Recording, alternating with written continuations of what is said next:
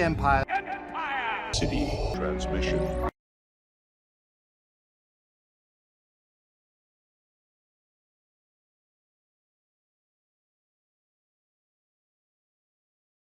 Hey everybody, welcome back to Empire City Transmissions. We are the Empire City Garrison of the 501st Legion, and we're here to talk all things Star Wars.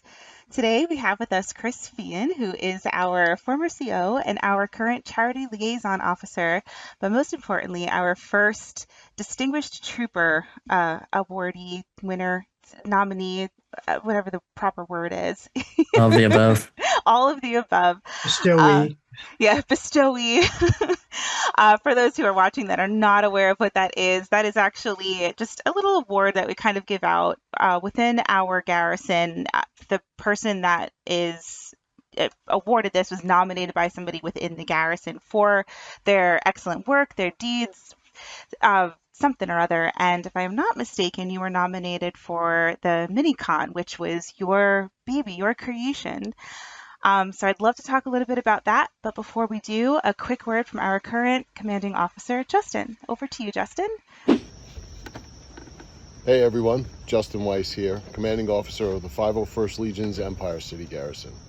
I just wanted to talk a little bit today about when I first joined the 501st. Now, like many of the people in this garrison, I was what you would call a 501st stalker. You know, you see them at a convention or an event, they're unbelievably authentic Stormtrooper costumes or Darth Vader or TIE Fighter pilots. And, you know, as a Star Wars fan, you just completely geek out. Learning about the 501st and what they were, I started this long journey as a stalker. Like every time I found out that they were going to be in an event or any kind of situation, I would get excited to run off and see them.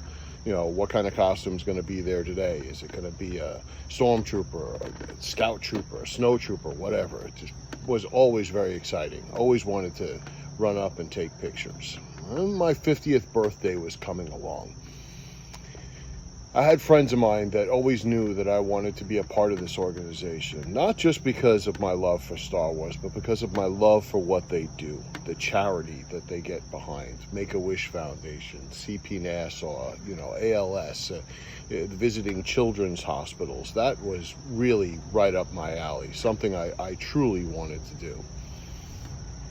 So I did some research, made some purchases, and this all happened during the height of COVID. The whole world had shut down. The events were scarce, hardly ever happening. I learned that EternalCon was happening. This was one of the events I used to stalk them at. Made all my purchases. I ran up to the garrison and talked with several of the members. And one of them was so excited by my enthusiasm. He told me that when I got all my parts together, was ready to put my first costume together, he would invite me to his house. He didn't know me for a hole in the wall. It was COVID time. My armor pieces came in. He had given me his contact information. I reached out to him. He invited me into his home. He tore through the box. It was like plastic parts flying everywhere. And he suited me up for the first time. It was an absolutely incredible experience. And the generosity of this individual really, really, really blew my mind. That person was Chris Feehan, our interviewee for Empire City Transmissions today. It's just a small sign of this man's character, and it would be foolish of me to say that I haven't followed somewhat in his footsteps. He was the commanding officer when I first joined, and for the first several years, and he's the one that still mentors me to this day. Chris, congratulations on your well-deserved Distinguished Trooper Award, and thank you for everything you do for the Empire City Garrison, the 501st, and all of our charities and communities. This is Justin. Empire City Transmissions, back to you. All right, thank you so much for that, Justin. All righty, Chris, from 2019 to 2024, you guided us through the pandemic, which is absolute insanity considering we are a group that's like fully like interactive and we couldn't do that. So amazing, like the work that you had done then. But like I had said, your the reason why you were nominated was for your work with the MiniCon. So please tell us about that. Oh, absolutely. Well, I happen to work also for a charity, the Cerebral Palsy Association, and we had gotten an opportunity to have a Star Wars actor, Dominic Pace. He had indicated to us, reached out and said he was available to come by to do like a little meet and greet type thing. And I talked to the garrison and my command staff and said, wouldn't it be great if we parlayed this into something for a charity instead of just a get together, a 501st dinner with Dominic Pace? Maybe we could parlay this into some kind of event and try to raise some money for charity and invite the public. So we looked around for different options. Justin, who's our current CEO, had recommended using Levittown Hall. We reached out to Levittown Hall. They actually had availability, but only at night on a Saturday. That was about 3 weeks from the time we were looking into this. So we had a very tight time frame, less than a month to put this Wow. together. We managed to get the hall, get a couple of other actors, some actors from the Warriors, another local actor, George Papadimitrios, who's been in a couple of other TV shows and as an extra on a bunch of different Marvel shows, and tried to put together a little mini-con, and we called it the Sci-Fi Mini-Con. That first convention, we raised $2,000 for the charity after just putting it together for 3 weeks. That's And crazy. we had a nice turnout. I'd say a few hundred people at like 5 o'clock at night to like 9 o'clock at night on a Saturday with very little notice, just advertised online. After that experience, we said, we should try to make this a regular thing. If we could, rent out Levittown Hall, because you could do it for free if you're a charity, we could have CP Nassau rent it out under their name. We could elicit the Saber Guild, the Rebel Legion, the Droid Builders, try to get a couple of celebrities or local celebrities and actors and some vendors and make this a little mini convention. And we just went from there. And now we've been running it for 4 years. Each year it's gotten bigger and bigger. I think the first one was 2,000. The second one was 4,000. Last year was 5,000, and this year was $7,500. So every year it's just been going up and doing better and better for the charity, and the charity is behind it 100%. Mhm. They provide the volunteers to help run the table so that we don't have to even take any money or do anything. They handle all that. We just bring the costumes. We just bring the costumes, bring the geeks, bring the nerds, Bring the bring all the nerds. sci-fi fans. And make it a really exciting time for everybody. We've also had actually some big actors come to this, which was surprising. We reached out to a bunch of different agents and managers all across the country, and only one of them responded. And it was a company called Scarlet Abbey Media. And they had a flock of a couple of actors that live in the New York area. And last year, they were able to provide William Ragsdale, who was in the movie Fright Night and the show Herman's Head. And this year they were able to provide Michael C. Williams from the Blair Witch Project, free of charge. They make a little money with whatever autographs and photo ops they sell at the con. But normally these actors charge like a minimum. Mhm. Like if they don't make $4,000, you have to make up whatever the rest of that is. We're not prepared to do that, but they're willing to come for free at their own expense and do this for us to help bring people into the con. So it's been getting bigger every year just through viral marketing and advertising online. And we hope to continue doing it in the future for the organization. That's amazing. And it's so cool that the actors, sort of forego their extra pay. It Yeah, just goes to they show that the forego community really comes together when it comes to charity. they forego their guarantees, which is a big deal for a lot of these actors. And it's incredible that we're able to get them to do that. We also have had for the past 2 years in a row, Catherine Mary Stewart, who's like a friend of a friend of a friend, who was able to get in touch with her and have her come last year. And she enjoyed it so much. She asked if she could come back this year. And we said, we'd love to have you again this year. So she was another big draw and another person. She was in The Last Starfighter. She was in Weekend at Bernie's. She was the lead in Night of the Comet. So she's a sci-fi favorite, horror movie and sci-fi actress. So we were very happy to have her back this year. Oh, that's awesome. All right. So moving on a little bit, tell us, so as the charity liaison officer, tell us a little bit about that. Like what's your role within our command staff? Well, I basically oversee, the purpose of what we're doing certain troops for. If there's an opportunity at like a convention where normally we're not there on behalf of a specific charity, we try to come up with some kind of charity element that we can do so that there's more of a purpose for us being at that convention. Mhm. Everybody likes to go to the convention, have fun, and also promote the 501st, but it's also nice when you have that kind of platform and you have that many people around. Uh, that if we're able to, we like to run raffles or blast a trooper on behalf of a charity.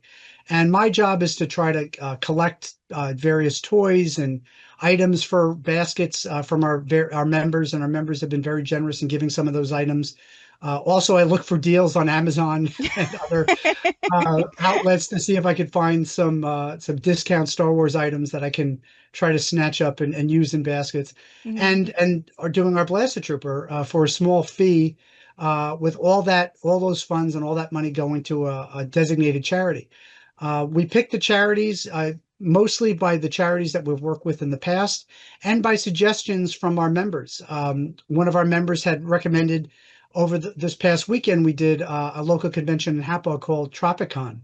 And someone had suggested last year that we do it for the Gabby Petito Foundation. That's a local charity that helps with abused women because of the whole situation that happened with Gabby Petito. So in her name, this charity was started, and we thought that was a very worthy cause, a very worthy local charity on the island that everybody would recognize that we could raise some money for. And last year, I think we raised a little over 200. This year, we raised about 180. Mhm. So that was great, and that was not with without even Blessed Trooper. That this year was only with just the raffle. Mhm. So if we could do a little extra something, and make a little extra money for a particular charity, we try to do that whenever possible. Yeah. I mean, that's really what this is all about, right? As much as we all love to play and dress up, you know, Absolutely. supporting our Oh, it is. community is really, that's what And makes it feel so special. our biggest one of the year is Comic-Con, because Comic-Con is attended by I don't know 50, 60, maybe more thousand people. A Um, million, 2 million. yeah, It feels like a it million seems when like you're a walking million. around Yep, there. that's what it is. Historically, the past few years, we've been doing it for the Make-A-Wish Foundation, which is a Mhm. national organization that plays very well with Comic-Con, because people from all over the world come to Comic-Con, all over the Mhm. country, and And just everybody instantly everybody's familiar with recognizes Make-A-Wish, yeah. that charity. And every year we've raffled off some large item and raised anywhere from between $7,000 and $10,000 over the 4 day Mhm. weekend. So that is one that's really near and dear to our hearts, and we're hoping to have that opportunity this year. We're still waiting to hear back details on how much of a presence that we may have this year to try to accomplish that. Yeah, No, I've got very often. everything crossed. I know it's a I big know. favorite with our group too. So Oh, absolutely. It's a total geek fest. Everybody just loves to see all the different presentations, all the different booths, all the different merchandise that's available, all the information that's released about different upcoming movies and shows and genre publications. It's really amazing. Very often at Comic Con, someone will come up and they'll be like, "Hey, what are you doing?" I'll be like, "We're doing Blast Trooper. You can shoot a Stormtrooper with a Nerf for X amount of dollars." And they're like, And I'm like, "It's for Make a Wish." And a lot of times people are like, "Oh yeah, I'm willing to support that." They think that Yeah, I'm not going we're to be a just jerk. they think that we're just some guys trying to swindle money. But the moment that you're like, "Oh, it's for a charity," a lot of times people are very willing to do it. mm, Yeah, and another big part of my job is also keeping track of all that, because I report that back to the 501st at the end of the year, because the 501st likes to keep track of as a whole how much the 501st is raising, and it's just astounding the hundreds of thousands of dollars that we raise every year mhm. as an organization with the 501st Legion. I was just gonna ask, do you know what the number was just I don't last know year the maybe exact or number, but okay. I know it. I know it's in the hundreds of thousands, and I know that we have a Make-A-Wish endowment that's almost up to a half a million. Now Wow. Wow. that's been over I think 12 years that we've been contributing, but that's Mm, just Make-A-Wish. That's still an insane amount. Like, and just from the 501st Legion. So it's Mhm. it's an absolutely insane amount that's been raised for that organization over the years. Mhm. That's awesome. All right. So let's talk a little bit more about you. So I asked you to fill out a little like form, just kind of getting a couple of questions. And so let's like dive into that a bit. So you became a fan of Star Wars, you said, when you saw it in theaters like in 1977. What was your first impression just sitting in the theater? Like, I was just blown away. I'd never seen anything like it. yeah. I was probably about 6 years old, and then I saw it multiple times after that in the re-releases when it came out with as a double feature with Empire Strikes Back when I was a little older. And of course, every birthday, Christmas, every toy I would bother my parents for at Toys R Us or at any other toy store was always something related to Star Wars. Hmm. As a kid, and as most kids of the late 70s, early 80s, absolutely obsessed with anything Star Wars figures, Star Wars vehicles, play sets, T-shirts, uh, I'm 22 and I still bedspreads, am. It's okay. underoos, everything. Everything you could think of for me as a kid was Star Wars, just because that was the Hmm. thing I was most obsessed with. And people don't realize how there wasn't that outlet that you could just watch something whenever you wanted. This was even before VCRs. Hmm. So the only way to see the movie was in the To go to theater. the movie. And you'd see clips sometimes on television. They had that horrendous holiday special. Uh, I still that haven't seen that, and I'm like Oh my What wondering holiday if God, I was like, special? should I actually do like this, invest in seeing it? Everybody hates There's no it. holiday special. I don't know what you guys are talking about. he's denying it even exists, Holiday special doesn't exist. and rightfully so. It is horrendous, but as a kid, I loved it, and I even liked the Ewok adventure and the Ewok battle for Endor because it's all we had. It's like That's all any we had crumbs. for new Star Wars material. So there was a real desert in between the movies, and we'd be reading Starlog magazine and all these magazines, sci-fi magazines, to find out every little nugget of information about Mhm. the new movies coming out and what's going to happen and when is it going to come out. And we were waiting with eager anticipation for each movie. And then, of Mhm. course, after Return of the Jedi, there was that huge lull again. Mhm. For like 16, 17 years, there was nothing until Phantom Menace came out. Mhm. So I was very happy in the late 90s, early 2000s to see Star Wars kind of have a resurgence. And that kind of rekindled a lot of those fond memories of loving the original movie so much and really, uh, I think, got me back into Star Wars in my later life. Yeah. So when with that like love and that passion, the so well, actually, well, it's the next question here. Y- When you came to join the 501st, was that sort of after that like rekindling of like, oh, I forgot how much I loved this, or were you Oh, just always following the 501st? well, absolutely. No, after I started, really falling in love with it all over again, and I'm also a sci-fi geek all around. I love Hmm. Star Trek. I love Marvel stuff. I love just, I was a huge fan and a co-president of the Battlestar Galactica fan club back in the day and tried to bring back the original show. You got the Um, DeLorean, yeah, yes, exactly. which is finally drivable. Yes. And Back to the Future, Hmm. everything sci-fi, geekdom, everything like that was in my wheelhouse. And I would go to conventions very often. From the age of 14 on, I would go to conventions in Manhattan. I'd go to local conventions. I'd go to Stony Brook University for icons every year. So I was a very frequent convention goer. And at one of the conventions, this must have been 2003, 2004. I think it might have been the Icons convention or one of those conventions on the island.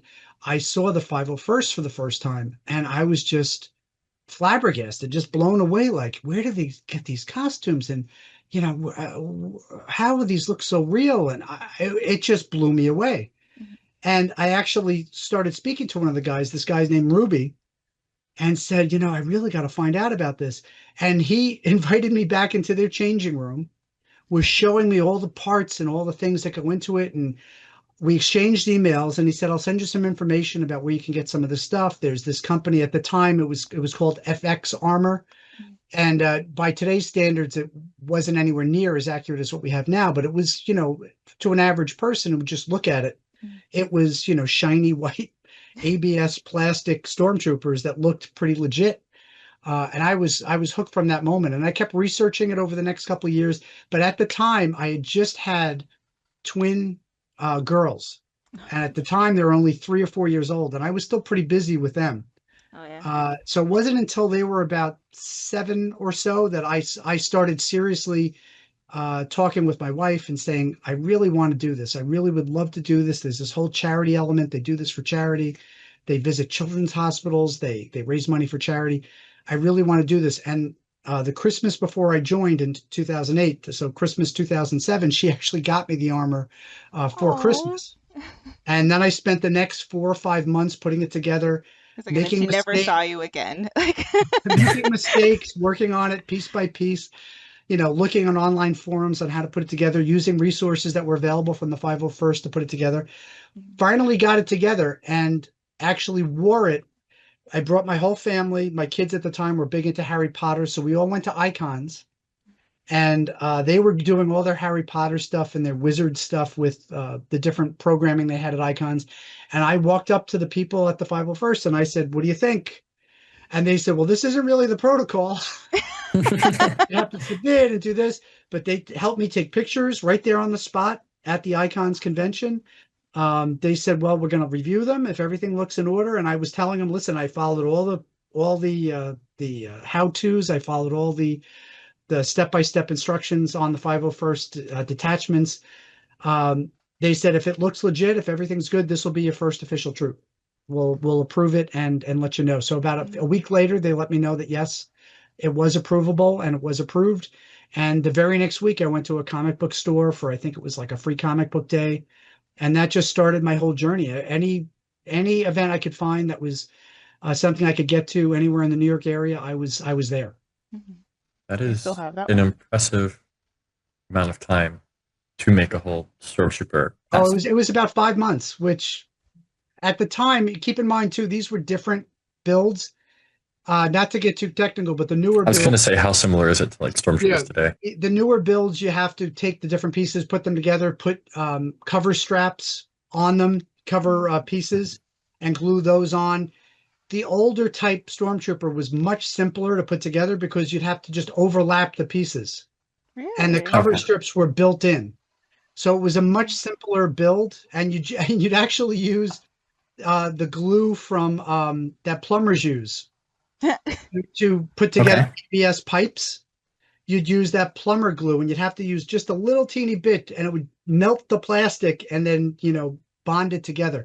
It was a very harrowing process because if you got it on anything, it would eat right through the plastic. If you used too much, it would buckle the plastic. But after watching a couple of videos and looking at all the tutorials that were available on the 501st and other sources on the internet at the time, I was able to do it pretty much error-free and be able to make it approvable. That's so nerve-wracking. It was very nerve-wracking.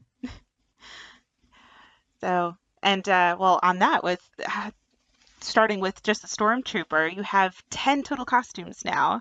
That's correct. All right, so Stormtrooper, I know you just got Greedo approved, which is a I fun just got one. Greedo. I got right after I did the Stormtrooper, I had started work on the Emperor, and that's a funny story. That was because I broke my foot. I Oh, was because I was supposed to go to Disney, and then right after Disney, go to Comic-Con.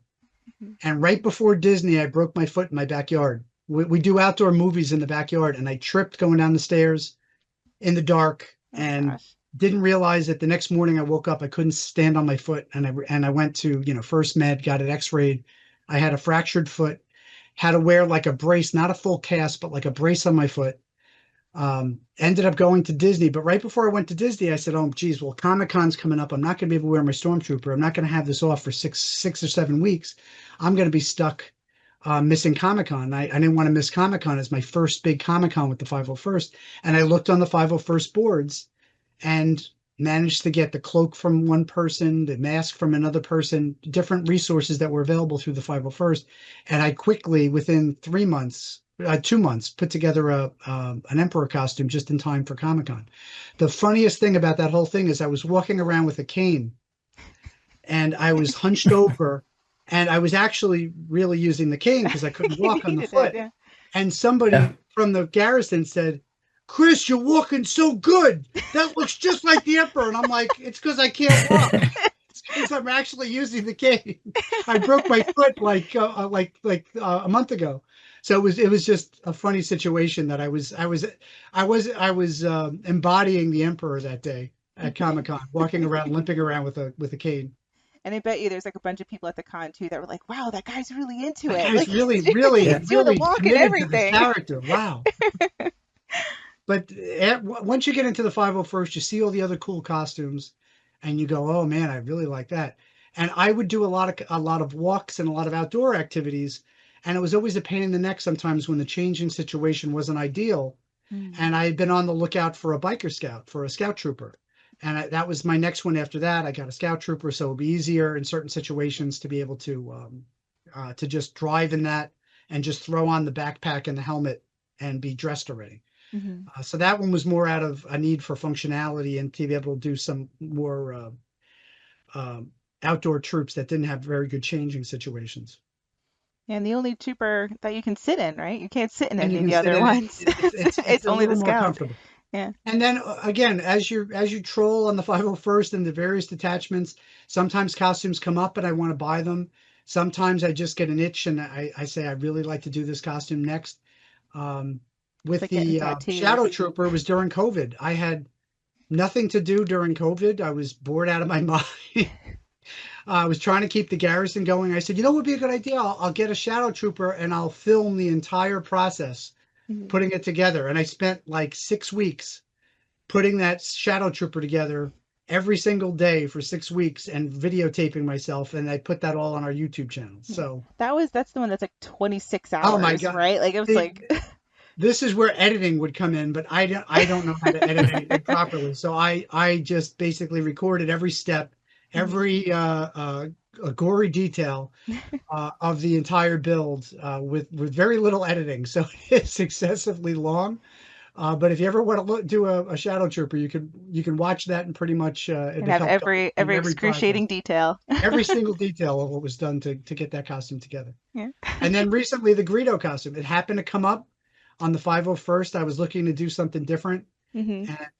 and that was a fun one to do, and it was in a good deal for a perfect costume that fit me perfectly. So I said I have to just go for it. I Yeah. purchased a Stormtrooper from Ukraine that someone over there was selling for a decent price. Yeah. Came a little banged up, but I get, you see a costume and you're like, oh, I want it. Yeah, that's the way it is. And also with the Stormtrooper, it is a consumable. It is something that wears out. And I've been through 4 total complete regular Stormtroopers. Wow. That first one, because it wasn't so accurate, and as the standards got a little tighter, I would upgrade various parts. Ended up upgrading the entire thing to another company's um, Stormtrooper RS props. I then ended up having that for about 4 years, and it got destroyed when I went to Amman, Jordan for a Lucasfilm event.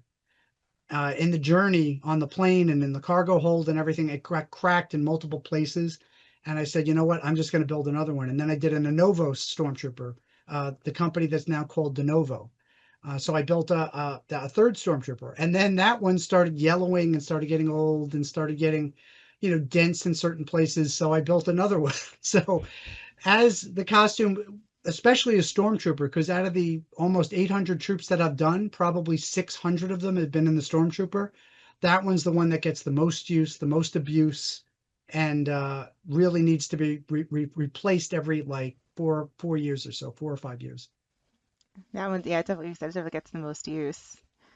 Well, that's the great thing about having a Stormtrooper. It's the most recognizable, and it's also the one that's Mm. most requested whenever we get promotional events.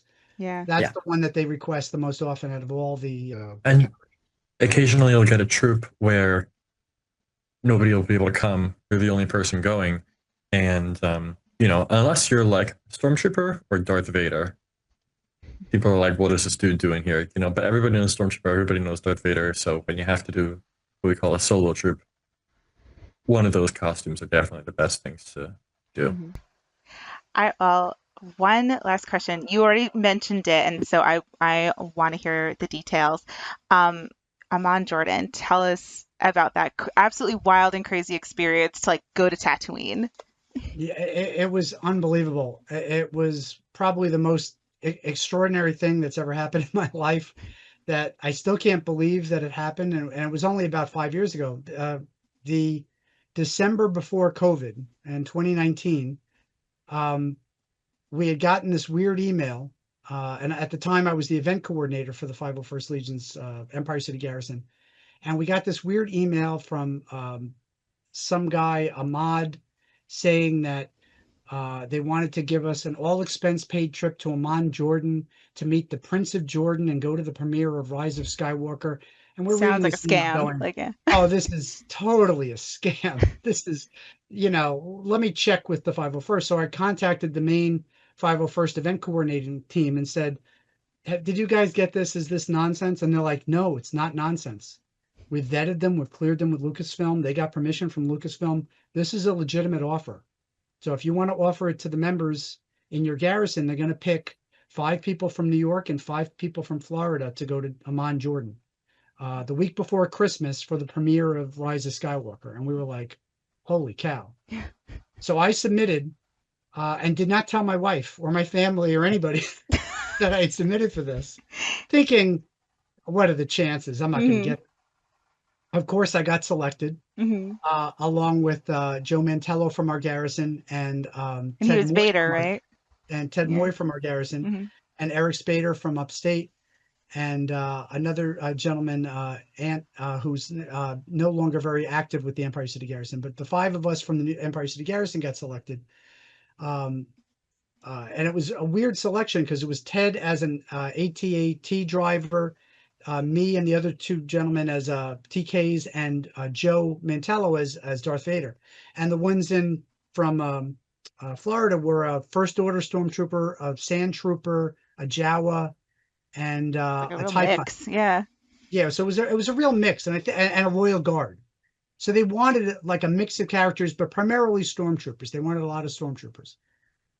So I had to break this to my wife, literally 4 days before I had to leave. Oh, by the way, honey, the week before Christmas, I'm going to be leaving for a week to go to Amman, Jordan for 5 days. And she's like, "Are you crazy? Yeah. Are you this can't be really happening." I'm like, "No, it's legit." And I showed her the tickets and I showed her the whole thing.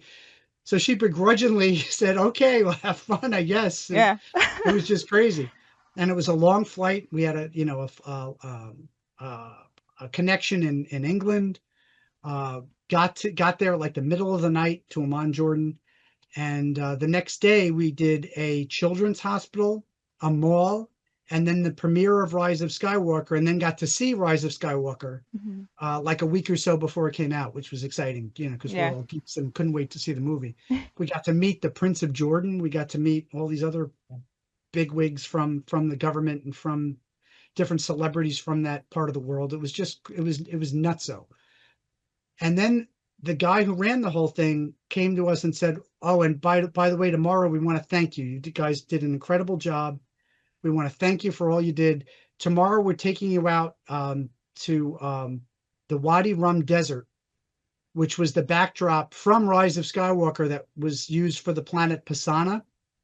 And we're going to take you to the exact spots where they filmed the movie, and we're going to do a whole photo shoot with you in costume out there." We're like, "Oh my God." So it was like a dream come true. Now you get to go to the set, basically the set of the Hmm. movie, or a major portion of the movie. And it's also the desert where they shot parts of Rogue One. They shot Dune there. They shot a bunch of other, or Lawrence of Arabia. Basically, anything that has like a really barren desert with a lot of mountains, they've used this desert as the backdrop. You're like taking handfuls of sand and like putting it into your Well, pockets. here's the funniest part. We go to the one they're taking us to all the different filming locations, and they're like, "Okay, well, here's the cavern part, and you'll recognize this rock when you see the movie again. Oh, and here's the cliff where they look down on the party," and we're like, "Oh wow, this is great." Then they take us to the pit where they all get sucked into the the Quicksand. quicksand, the black quicksand, right? Mhm. And they're like, you know what they use for that? They're telling us they had dump trucks dump billions of these little plastic beads into this pit, and that's what they used for the quicksand. It wasn't all CGI. They actually had black plastic beads, That's crazy. and they're like, but we had to clean it all up for environmental reasons. And then we look on the ground and we can see some still there. We can see these little black dots, and we're like, are those them? And the guy's like, yeah, that's probably, they couldn't get them all, you know. Yeah, I can only imagine being in the sand, like picking They up raked each the sand as much as possible. So we're all like getting water bottles, emptying them out, and like filling our water bottles with this sand with these little black beads in them that were from the movie. That's So we all brought back wild. like a piece of pisana with Mhm. these black plastic beads from the movie. So it was just overwhelmingly exciting experience. And the people there were incredibly gracious. They're incredibly friendly. They treated us very well. And then I was able to get home in time for Christmas, and everything was just great. And it was just really the experience of a lifetime to have that kind of ridiculous experience that, you know, you wouldn't have had any other way. But if you happen to be in the 501st when they requested this, it was just crazy. Absolutely crazy. That's so amazing. All right, well, Chris, thank you so much for speaking with us today and for sharing all of your experiences and your passions for the 501st. We are so lucky to have you, and we hope you stick around for a long time and keep on trooping. No, happy to be here. It's been 18 years, and I'm hoping it'll be 18 more. Good. Well, I'm looking forward to seeing you on your 501st troop Oh, I passed that already. with like Um, each costume I passed it definitely with the with the stormtrooper. stormtrooper for sure. Definitely, the stormtrooper is way over 500 already. All right, well, everybody, thank you so much for tuning in. And as always, like, subscribe, follow, all that jazz. And until the next one, may the force be with you. Thank you.